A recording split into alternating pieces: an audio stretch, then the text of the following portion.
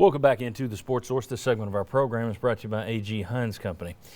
When it comes to building materials, folks, this is the team to trust. It's been the team to trust for more than a century now. They opened in 1920. It's now 2021. That's 101 years. A.G. Heinz Company's been in business, and that includes cold weather building materials, because when it's cold, like it is January, February, March, if you're doing a building job project, you need the cold weather additives and cold weather materials. It makes a difference. A.G. Heinz Company, that's the team to get in touch with. You see the phone number right there. You can also find them online.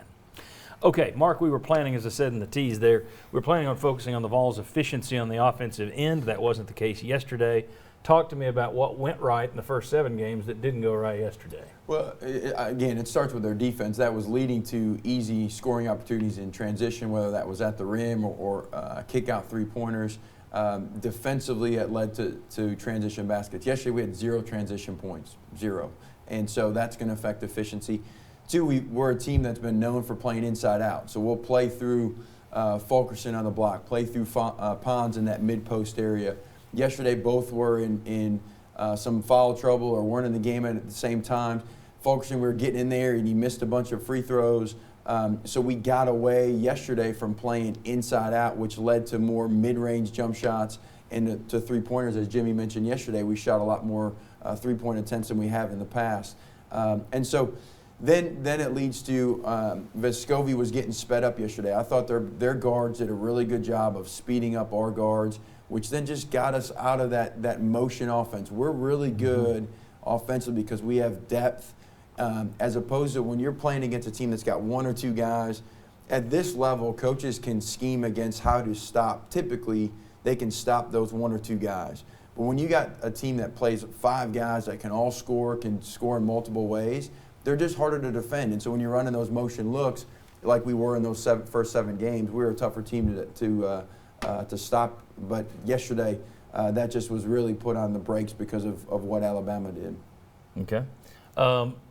And speaking of Alabama, I'll just throw this out there. It seems like Alabama always gives Tennessee trouble. They do. Since Rick Barnes has been here, he's now just 3-3 against Alabama, regardless of their coach. 3-3 against Alabama, and the 3 wins have all been by, it was 1 point, 3 point, and 5 points. So they've all been tight wins when he's gotten them, and you've had a couple of bad losses to Alabama. Let me ask Jimmy and Chuck, and we'll come back to Mark on this one. Jimmy Dykes made a comment late in the game yesterday that I thought was might be telling. We'll see what you guys think. He referred to Tennessee's unselfishness on the offensive end, and then kind of hinted that maybe that might be another way of saying you don't have a go-to guy. It's kind of like the old adage, if you got 2 quarterbacks, right, I'll show you a team that doesn't have 1 quarterback. Is this team more focused on, do you look at this team and define it by its unselfishness on the offensive end, or do you define it by the fact that there is no Grant Williams or Admiral Schofield to kick the ball into in a crunch time situation?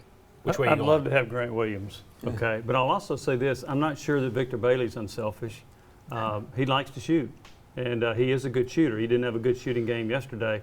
I also thought there was another thing that cropped up. I thought Tennessee, and Rick Barnes alluded to this, that there were too many players that started going one-on-one. Once they got behind, it was like, okay, I'm going to get the ball and I'm going to create my own shot. And they got out of their offense in doing that. But I do think having a Grant Williams, I mean, the guy was a 2-time SEC Player of the Year. You're going to miss that. And Fulkerson needs, or Pons needs to kind of play that role a little bit. But I don't think either one of them are the consistent scorer that Grant Williams was. Right. So my question, Chuck, is do you have a go-to option on the offensive end? You've got guys who can score. You've got guys who, for the most part, are unselfish. But, you know, your best player, nationally speaking, is Yves Pons, who is not known for his offense. So do you have a go-to guy that you look to and say, okay, crunch time, here's who takes over?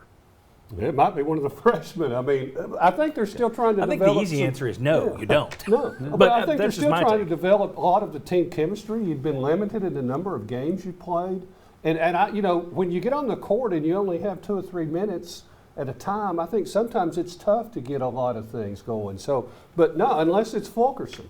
And I'm not sure he's 100%. I think his right wrist is bothering him a little bit. But if you had to go to set up a play right now, I think it would run through Fulkerson. Mark, your thoughts on a go-to player, and do you necessarily need one? Well, what's interesting is even Josiah James said in post-game comments that last year was Fulkerson, and this year he feels like we've got 5 guys that can do it. So that leads you to where like they're trying to figure out who is that alpha dog coming down the stretch. It's still too early in the season to try to figure out. I think one as a coaching staff, I don't think they have one right now. I don't think they have that.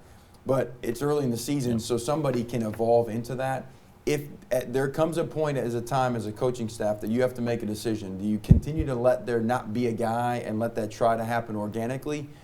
Or does the coaching staff say, hey, if we need a play, I'm going to call a quick hitter set, I'm going to call a play to get one of my guys a spot on the court that they are really effective to make that shot. Because right now it's left to be on their own to do that. We don't have that guy to go make that shot yet. So eventually it's going to have to be the coaching staff that becomes the guy that puts them in the position to get a shot that they've shown in practice that they can consistently make time and time again. And that guy, wouldn't it be Vescovi? Isn't he the best catch and shoot guy you have? Well, no. What would happen is you would create an offensive set, a play, to where now you're going to get, maybe it's Victor Bailey, maybe it's Fulkerson coming over that left shoulder that he loves, maybe it's Pons deeper in the post, that turnaround jump shot that he likes. Something that you're already going to orchestrate. The players know when I call this play, this is the shot that we're going to get. So it's going to be Jimmy Chitwood when you run the picket fence out. And don't get caught watching the paint dry. All right, when we come back, let's talk about Tennessee's 5-star freshman. One of them got banged up yesterday, ankle. We'll discuss how much he was missed, and we'll just talk about development. Is it better to throw these guys in off the deep end, which is what happened with Josiah Jordan-James last year, or to let them come off the bench and grow into it a little bit, which is what's happening with the guys this year? Going back, we'll discuss.